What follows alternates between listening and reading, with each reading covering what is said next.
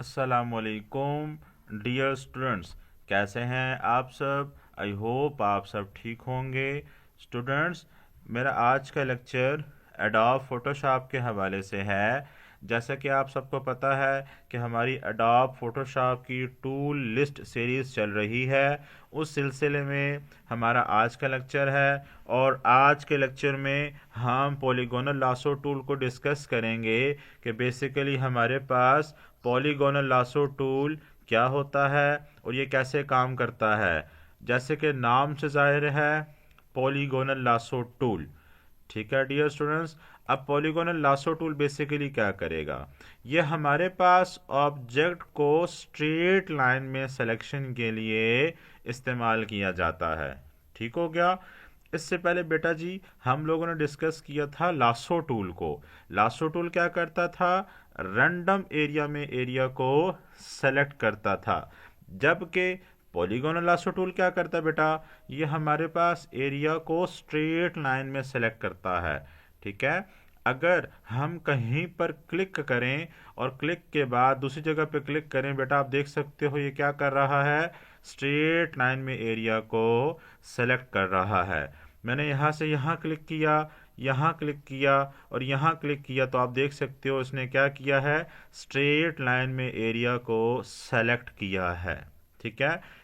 ऊपर जितने भी ऑप्शंस हैं वो पहले टूल में जो हमने डिस्कस की, इस टूल में भी सेम वही ऑप्शंस क्या कर रही हैं, वर्क कर रही हैं। ठीक हो गया।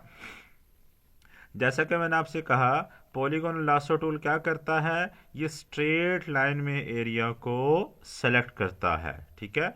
अब आप देखें, हम जब मूव करेंगे, ये आपके पास स्ट्रेट लाइन में एरिया को सेलेक्ट करके मूव कर रहा है। ठीक है।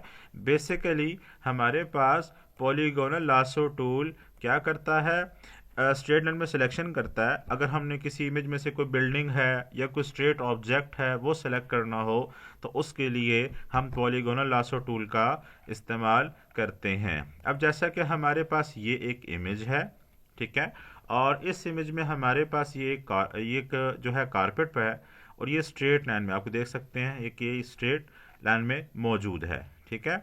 हमने इस कारपेट को बेटा सेलेक्ट करना हो तो हम यहाँ पे क्लिक करेंगे। ठीक है। लाइन आ गई। उसके बाद हमने इस पॉइंट पर क्लिक करना है। ठीक है। उसके बाद इस पॉइंट पर हमने क्लिक किया, अगेन हमने यहाँ क्लिक किया। ठीक है। अगेन हमने यहाँ क्लिक किया और यहाँ से हमने जब इस पॉइंट पर क्लिक किया, आपने बेटा क्या करना है, आपने एंडिंग पॉइंट को स्टार्टिंग पॉइंट के साथ टच रखना है। एंडिंग पॉइंट को स्टार्टिंग पॉइंट के साथ टच रखना है। अब बेटा आप मूव टूल सेलेक्ट करें और मूव टूल के बाद आप देख सकते हैं कि हमने एक स्ट्रेट लाइंस की मदद से कारपेट को प्रॉपरली स्ट्रेट क्या कर लिया है, सेलेक्ट कर लिया है। ठीक है।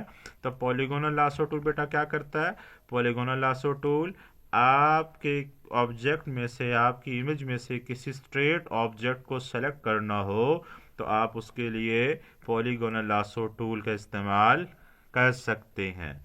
ठीक हो गया स्टूडेंट्स।